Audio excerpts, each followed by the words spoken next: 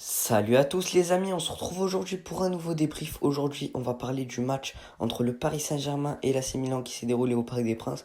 Victoire 3-0 hier du Paris Saint-Germain, des buts de Mbappé, Kolo Muani et Lee Kang-in. Donc on va parler de tout ça ensemble.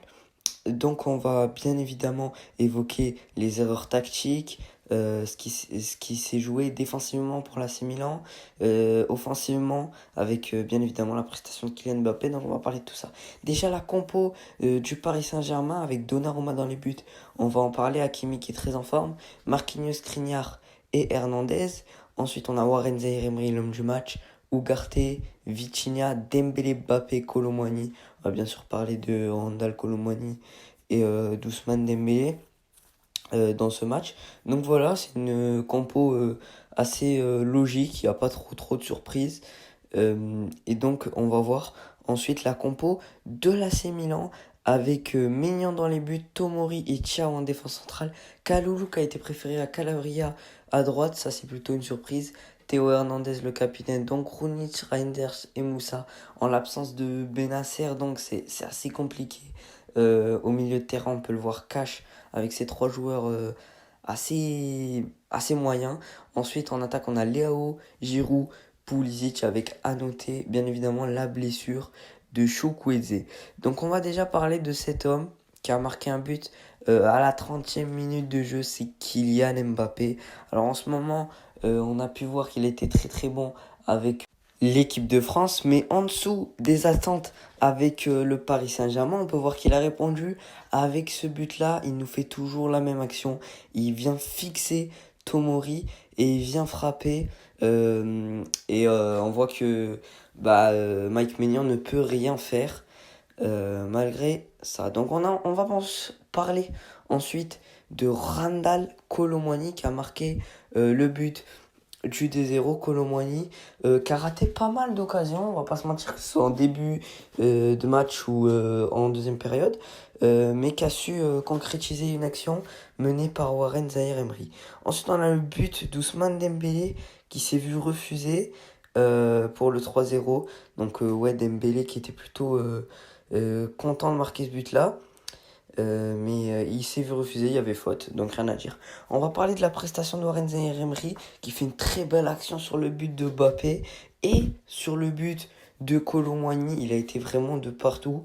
Il a effectué donc deux passes D au milieu de terrain. C'était vraiment la plaque tournante, le pivot de cette équipe du Paris Saint-Germain. Donc oui, sans Warren Zaïre-Emery, l'addition elle serait beaucoup moins salée. Voilà, le joueur qui a été élu homme du match, bien évidemment, c'est mérité. Et sûr que en face, vu qu'il n'y a pas Benacer par exemple et que Tonali est parti, on voit qu'au milieu de terrain, en fait, on a vu qu'il y avait une grosse pression, il y avait beaucoup de pression dès qu'Mbappé ou quelque chose comme ça, quelqu'un d'autre récupérait la balle.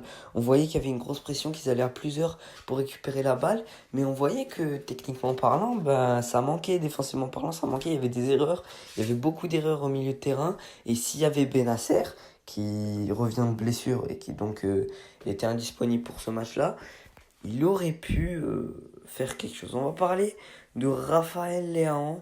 Léao qui a été bon dans ce match, mais j'ai envie de vous dire, moi, mon ressenti, c'est que Léao, il s'est procuré beaucoup d'occasions. Il a frappé au but, enfin beaucoup, quelques-unes quand même. Il a frappé au but, mais il n'a pas vraiment été accompagné par Christian Pulisic et par Olivier Giroud. Donc voilà, il centrait, il tentait des trucs. Simple, il décrochait, il centrait ou il frappait.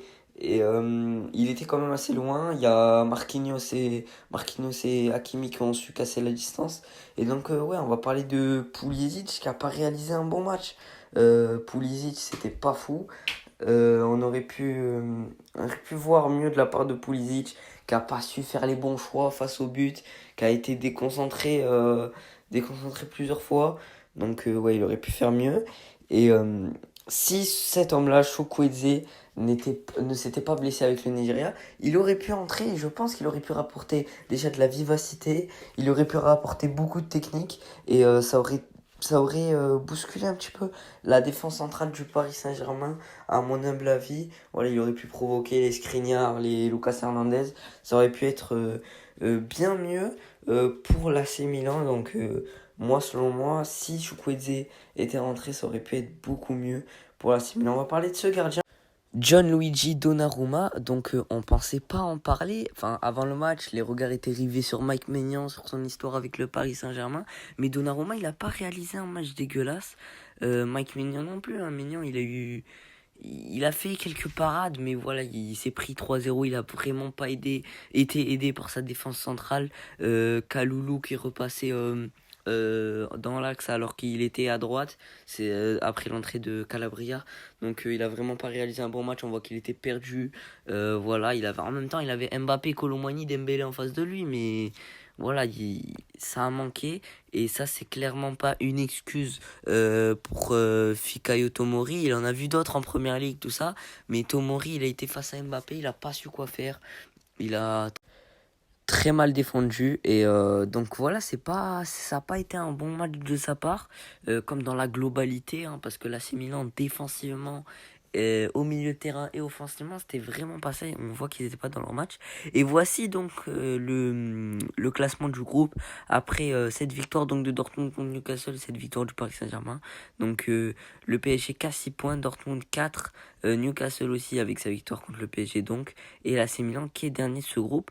Mais ils peuvent se rattraper avec ce match retour qui arrivera le 7 novembre.